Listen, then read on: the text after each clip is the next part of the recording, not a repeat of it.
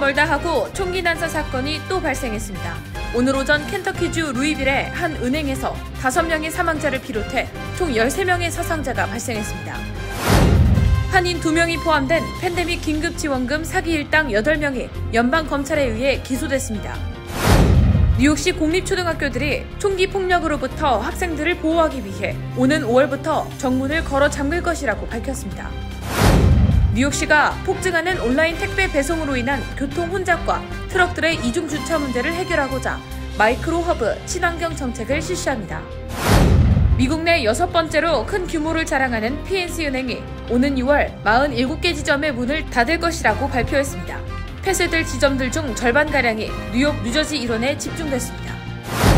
오는 22일 지구의 날을 맞아 뉴욕시가 5개 보로 전역에서 사상 최대 규모의 자동차 없는 거리 행사를 실시합니다.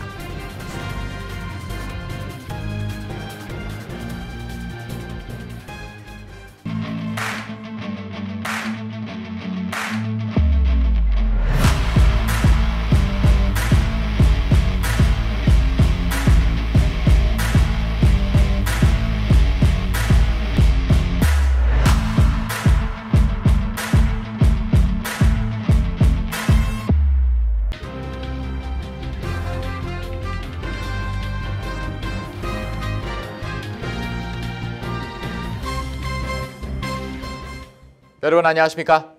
KBTV 뉴스 9 이창원입니다. 또다시 총기 난사 사건이 발생했습니다. 오늘 켄터키주 루이빌에서 발생한 총격 사건으로 5명이 숨지고 8명이 부상을 입었습니다. 첫 번째 소식 김은지 기자가 전합니다. 켄터키주에서 가장 큰 도시인 루이빌에서 오늘 아침 총격 사건이 발생해 5명이 숨졌습니다. 오늘 오전 루이빌 시내 메인스트리트의 올드 내셔널 은행이 입주해 있는 건물에서 총격 사건이 발생해 총격 용의자를 포함한 5명이 숨지고 경찰관 1명 등 최소 8명이 다쳐 병원으로 후송됐다고 현지 경찰이 밝혔습니다. 경찰은 총격범이 숨진 것으로 확인됐으며 해당 은행에서 근무했던 전직 직원인 것으로 파악하고 있습니다. 앞서 경찰은 트위터를 통해 총격 사건으로 다수의 사상자가 발생했다고 알리면서 해당 지역에 있는 사람들에게 안전하게 대피할 것을 촉구했습니다. 사건 목격자들은 해당 건물에서 총성이 울렸고 이어 희생자들이 구급차에 실려나가는 것을 봤다고 증언했습니다. 앤디 베시어 켄터키주 지사는 이번 총격 사건으로 영향을 받은 모든 가족과 루이빌 시를 위해 기도해 줄 것을 요청했습니다. 이번 사건에는 루이빌 경찰뿐 아니라 연방수사국도 함께 공동수사를 벌이고 있습니다. 조 바이든 대통령은 이번 총격 사건에 대해 보고받았다고 백악관이 밝혔습니다. 총기 폭력 아카이브에 따르면 오늘 아침 루이빌에서 발생한 총격 사건을 포함해 4월 들어 불과 열흘간 미국에선 최소 15건 이상의 총기 난사 사건이 발생했습니다. 올해 들어서는 지금까지 미전역 최소 146건의 총기 난사 사건이 발생해 미국이 총기로 인한 무법지대가 되어가고 있다는 비판과 총기 규제 강화 촉구 목소리가 높아지고 있지만 총기 로비와 이를 지지하는 목소리 역시 사그라들지 않고 있습니다. KBTV 뉴스 김은지입니다. 조 바이든 행정부가 팬데믹 긴급지원금 사기 행각에 대한 무관용 원칙을 천명한 가운데 한인 2명이 포함된 8명의 사기범 일당이 연방검찰에 의해 기소됐습니다. 한인 사회에서도 팬데믹 지원금에 대한 허위 청구가 기승을 부렸던 만큼 앞으로 한인들의 적발과 기소 사례가 잇따를 전망입니다. 자세한 소식 전상희 기자의 보도입니다. 연방검찰 펜실베니아 동부지원은 한인 37세 박모 씨와 38세 안모 씨 등 8명을 PPP와 긴급재난지원금, SBA 융자 사기 혐의로 기소했다고 밝혔습니다. 연방법무부와 검찰, SBA, IRS, 국토안보부, FBI 등이 공조수사를 벌인 결과 남가주에 거주하는 8명의 일당은 휴면 상태에 있거나 제한적인 영업을 하는 회사의 세금 보고 서류, 종업원 기록, 은행 스테이트먼트 등을 위조해 팬데믹 지원금을 신청해 $700만 달러를 허위 수령한 것으로 밝혀졌습니다. 기소장에 따르면 이들은 허위로 수령한 PPT를 각 회사의 종업원에게 임금으로 지불한 것처럼 꾸며 SBA 융자 신청에도 활용한 것으로 드러났습니다. 일당들은 또 허위 수령금을 휴면 회사 명의의 은행 계좌로 보내 송금 사기 혐의로도 기소됐습니다. 연방법원 선고 기준에 따라 이들에게는 각각 최대 20년의 징역형이 선고될 수 있습니다. 조 바이든 대통령은 지난해 연방 금융사기에 대한 공소시효를 당초 5년에서 10년으로 2배 늘린 법안에 서명함으로써 팬데믹 긴급지원금 사기 행각을 끝까지 추적해 단죄할 것임을 예고한 바 있습니다. 이에 따라 2021년 조지아주 돌루스 지역에 거주하는 50대 한인 문모 씨가 수백만 달러 규모의 PPP 사기 혐의로 기소됐으며 지난해 8월에는 900만 달러 상당의 PPP 사기 혐의로 기소됐던 뉴저지 40대 한인 변호사 최 모 씨가 공판을 앞두고 돌연 사망하기도 했습니다. 한편 팬데믹 지원금 사기를 뿌리 뽑기 위한 연방정부의 수사가 본격화하면서 한인 형사법 전문 변호사 사무실에는 한인들의 케이스 의뢰가 쇄도하고 있는 것으로 알려졌습니다. KBTV 뉴스 전상입니다. 전국적으로 학교 내 총기 난사 사건이 증가하는 가운데 뉴욕시 공립초등학교들이 학생들의 안전을 위해 정문을 걸어 잠글 것이라고 밝혔습니다. 이는 다음 달 시 전역 최초로 시범 운영에 들어가며 몇 달 내로 뉴욕시 전체 중고등학교에도 확대 운영할 방침입니다. 김은지 기자의 보도입니다. 현재 교육부 정책에 따라 뉴욕시 공립초등학교들은 학생들의 등교가 끝나면 정문을 제외한 모든 문을 잠궈놓고 있으며 정문 근처에는 경호 인원이 다수 배치돼 있습니다. 이는 화재 등의 응급 상황이 일어날 경우 신속한 대피를 위해서입니다. 그러나 뉴욕시 교육부는 전국적으로 증가하는 교내 총기 난사 사건에 대응해 오는 5월을 시작으로 수업이 시작되면 정문을 비롯한 교내 모든 출입문을 잠글 것이라고 발표했습니다. 데이비드 뱅크스 뉴욕시 교육감은 교내 총기 사건이 일어났다는 뉴스를 볼 때마다 잠을 설친다며 누구나 들어올 수 있는 입구는 너무나도 위험하다고 전했습니다. 실제로 작년 5월 전 국민을 충격에 빠뜨린 텍사스주 유벨드 롭초등학교 총기 난사 사건에서는 총격범이 잠겨있지 않은 정문을 열고 들어와 범행을 저질렀다는 진술서가 발표됐습니다. 이에 따라 앞으로 뉴욕시 공립초등학교의 정문을 통과하고자 하는 모든 방문자는 신분증을 제시해야 합니다. 방문객은 정문 근처 프론트에서 신분 식별 등 보안 절차가 이뤄진 경우에만 들어갈 수 있으며 특정 학교들은 방문객임을 알 수 있는 스티커 또한 발급할 계획이라고 설명했습니다. 아울러 시정부는 방범용 카메라 CCTV 설치에 4,300만 달러의 예산을 투입할 예정이며 이후 이를 시전역 공립중고등학교로까지 확대 시행하면 추가로 최소 3,600만 달러 예산이 더 들어갈 전망입니다. 그러나 이에 대해 일부 뉴욕시 의원들은 단지 문을 걸어 잠그는 것만으로는 보안 효과가 확실히 보장되지 않기 때문에 거대 예산이 투입되는 만큼 더욱 신중을 기해야 한다는 입장도 내비쳤습니다. 그러면서 시정부가 관련 정책을 통과시키는데 너무 서두른 것 같다며 기존에 있는 응급상황 대비 매뉴얼을 다시 수정해야 할 것이라고 밝혔습니다. 한편 미국 내 학교 총기 난사 사건은 2018년 24건에서 2022년 51건으로 2배가량 증가했으며 이는 기존 연최고 수치인 36건보다도 1.5배가 높은 수치입니다. 뉴스 김은지입니다. 뉴욕시가 폭증하는 온라인 택배 배송에 상응해 도시를 환경 친화적으로 만들기 위한 마이크로 허브 프로그램을 시범 운영합니다. 이번 시행으로 고질적인 교통 혼잡, 소음 문제 등이 크게 개선될 것으로 기대되고 있습니다. 보도에 전상 기자입니다.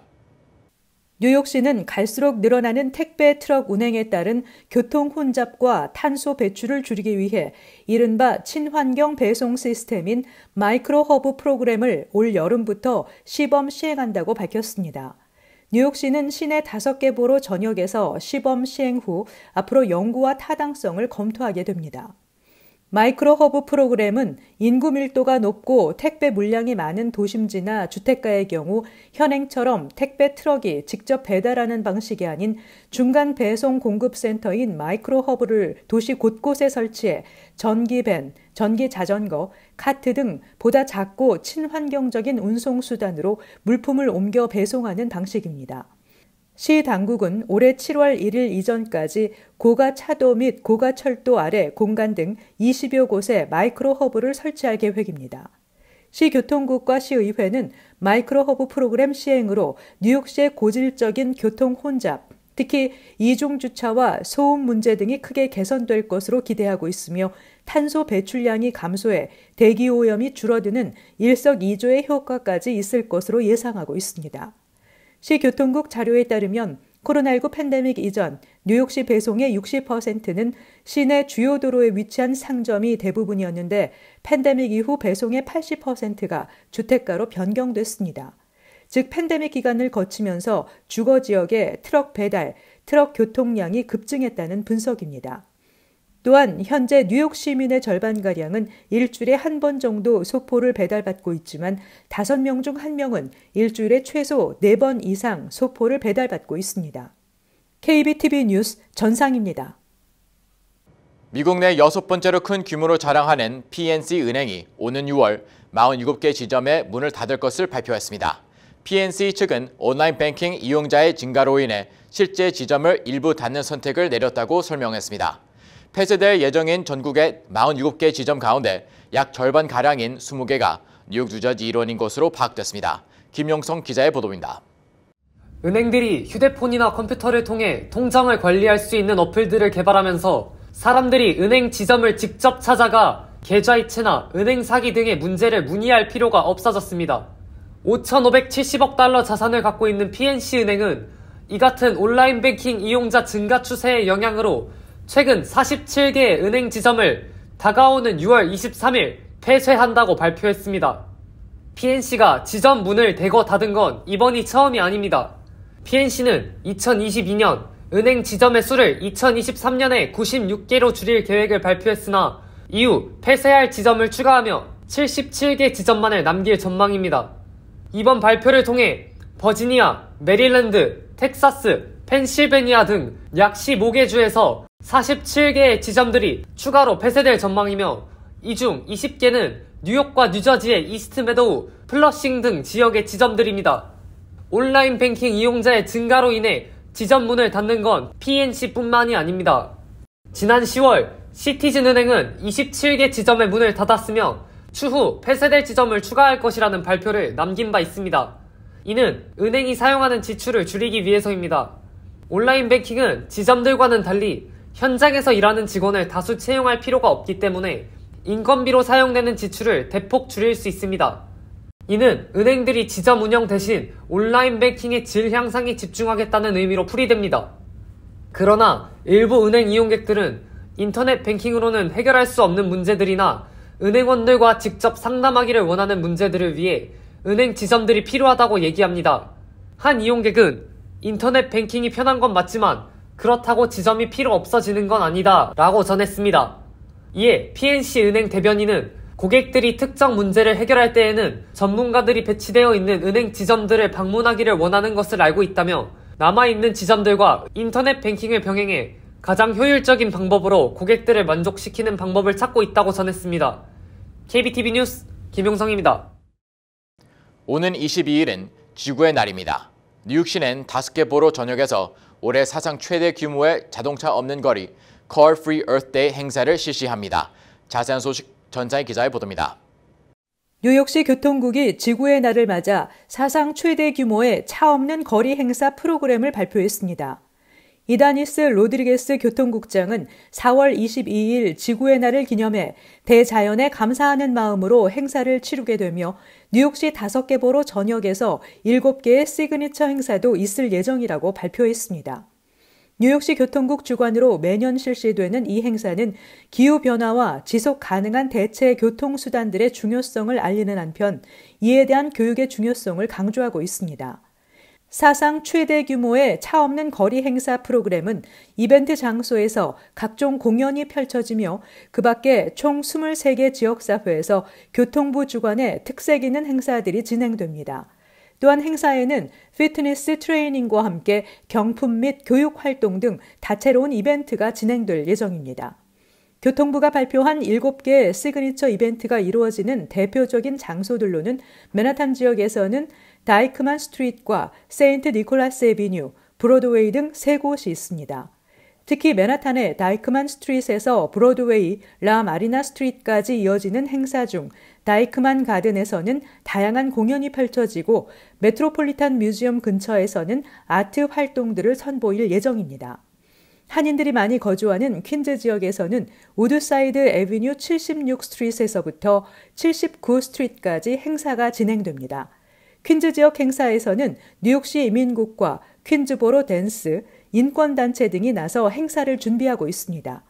KBTV 뉴스 전상입니다. 뉴저지 러커스 대학 교수 및 임직원 9,000명 이상이 오늘부터 파업에 돌입했습니다. 노조 측 지도부는 파업 찬반 투표를 통해 파업 돌입을 결정짓고 뉴저지 뉴워크, 캠든, 뉴브론스윅에 위치한 러커스대 산하 3개의 캠퍼스 내에서 모든 임직원들이 근무를 중단하기로 결정했다고 밝혔습니다. 노조 측 대표 레베카 기반은 업무량에 비해 다른 대학보다 낮은 임금, 저렴한 주택 공급 등을 포함한 복리 후생 개선 등에 대한 학교 측의 새로운 제안이 꼭 필요하다고 강조했습니다. 한편 필 머피 뉴저지 주지사는 최고 대학 중 하나인 러커스 대학의 교육 여건 개선을 위해 주지사 사무실에서 대학 측과 노조 측의 만남을 주선해 교섭위원회를 소집하겠다고 밝혔습니다. 뉴욕시 의회가 제출한 2024 뉴욕시 예산안에는 시내 공원 내 순찰력 2배 증원과 보안 카메라 추가 설치 등의 내용이 포함됐습니다. 현재 뉴욕시는 공원 100에이커당 경찰관 1명을 배치하고 있는데 이 수치를 2배로 늘린다는 계획입니다. 또한 시내 공원 공공안전 강화를 위해 공원 보안 카메라 추가 설치가 시급하다며 이에 대한 예산을 새 예산안 주요 협상 항목에 포함시켰습니다. 시의회가 공원 공공안전 강화에 나선 이유는 지난해 7월에서 9월 시내 공원에서 발생한 강간, 강도, 폭행 등 사람을 대상으로 한 범죄가 231건으로 지난해 같은 기간 179건보다 약 30% 급증했기 때문입니다. 또한 같은 기간 시내 공원에서 발생한 절도와 차량 절도 등 괴물 범죄도 223건으로 전년 같은 기간 175건과 비교해 27% 증가했습니다. 뉴욕 한인회 역대 회장단 협의회가 비상대책위원회를 구성하고 한인회장 공백 사태를 수습하겠다는 입장을 밝혔습니다. 제37대 뉴욕 한인회장 임기가 끝난 직후인 5월 1일 역대 회장단으로 비대위를 구성하겠다는 결정입니다. 비대위는 후보 자격 요건에 관한 회칙만 개정한 뒤 38대 회장을 3달 안에 선출하게 됩니다. 비대위원장을 맡을 차기 협의회 의장은 미정입니다. 다만 이미 사태를 수습하기 위한 뉴욕 한인회 정상화위원회 구성이 완료된 터라 양측 간의 진통이 예고되고 있습니다. 모더나 최고 의학 책임자 폴 버튼 박사는 암과 심혈관 질환, 자가 면역 질환 등을 예방 치료하는 백신을 5년 정도 안에 내놓을 수 있을 것으로 믿는다고 밝혔습니다. 모더나는 현재 다양한 종류의 종양을 표적으로 한 암 백신을 개발하고 있습니다. 버튼 박사는 백신은 매우 효과적일 것이며 수십만 명의 생명을 구할 것이라며 전 세계 사람들에게 다양한 종류의 종양에 대한 맞춤형 암 백신도 제공할 수 있을 것이라고 말했습니다. 또 단 한 번의 주사로 코로나19와 독감, 호흡기 세포 융합 바이러스와 같은 여러 가지 호흡기 감염으로부터 보호하는 것도 가능할 것으로 전망했습니다. 과학자들은 이런 전망의 배경에는 모더나와 파이저, 바이오엔테크가 코로나19 백신 개발에 사용한 리보핵신 기술이 있다며 이들 분야에 대한 투자가 지속해서 이루어져야 한다고 밝혔습니다. 잠시 후 커뮤니티 브리핑을 전해드립니다.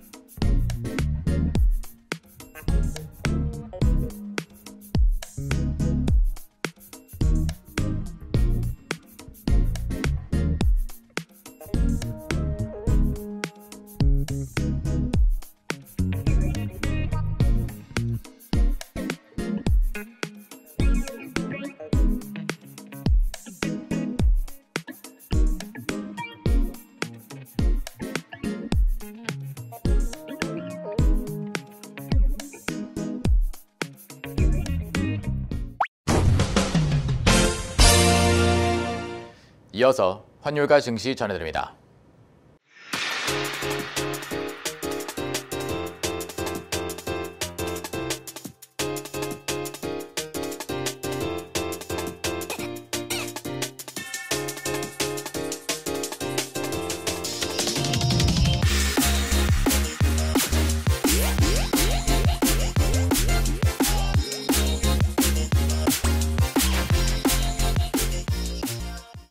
잠시 후 뉴욕과 뉴저지 날씨 전해드립니다.